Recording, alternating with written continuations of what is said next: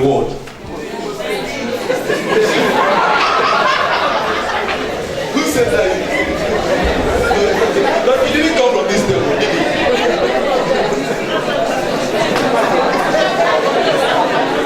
Okay. The sister said there is actually a ministry of happiness in Imo State. Is that true? Okay. Where was I when that was done? Okay. Coming back to it. I don't know how to define happiness now, but in the context of our happiness discussion, there is happiness and there is happiness. Coming to the second, or rather to the initial meaning of happiness, not the one defined in Imo State. the Gini coefficient is saying that, or rather, let me just read briefly. It is a fact that inclusive economies that seek to reduce inequality hold more potential for growth, and inequality is a precondition for economic stagnation. This is true of the happiest countries of the world, that's the Scandinavian countries, whose Gini coefficients, or rather Gini index scores, are less than 30%, or score of 30 because the coefficient is up to 100. Pardon me.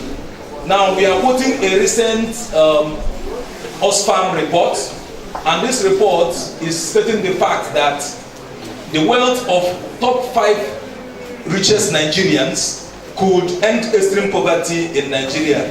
Yet 5 million, or rather more than 5 million people in Nigeria are still facing extreme poverty. Now you may be here and you may think that the extreme poverty we are talking about is when you get to your cubicle or your house or your apartments later today, you check your food box, you don't see maybe curry or rice or beans to cook for the afternoon, and you look at the other guy and say, oh, he has okay, his parents are rich, they bought him a car, okay, he drives to the university with a car, okay, he's rich. And you think that you yourself talking about that is rich. I'm not talking about that, my brothers and sisters. I'm talking about extreme poverty. A situation whereby you will see somebody, they are wearing a particular piece of clothing for about a month. I don't want to talk about whether the clothes has been washed or not, but the resources to change that piece of clothing or article of clothing is not available. So we are saying that about 5 million or more than 5 million Nigerians find themselves in that particular category, and other category of Nigerians have amassed 29.9 billion US dollars. This is not naira, US dollars to themselves. And how is that possible? The policies of the government. From the time Nigeria was created, or even from the pre-colonial era, if you want to extend your analysis to whatever time frame. So we are saying that there has to be inclusiveness in policy making. There has to be inclusiveness in planning for the inequality to be reduced.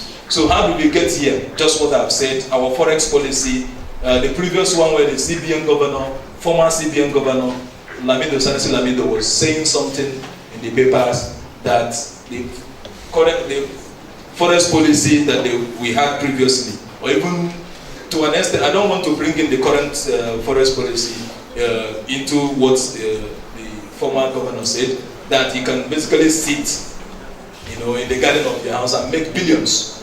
All you need to do is just take advantage of the loopholes in the forest policy, and you make money. They are giving some people $1 at less than official rates, or say they are giving some people at 305, and you come and give other people at 200 to go to Mecca or go to Jerusalem to do pilgrimage. Our position in Center for Social Justice, we were saying that that particular pilgrimage, either to Mecca or to Jerusalem, has to go away from the government making of allocations. How can you be? People are hungry. So many people do not have jobs, and yet some people are going to pray in the Holy Land. That's not a priority, in our opinion, and that's all. This thing also reflected in the Orasanya report when they were trying to find a way. A study conducted by that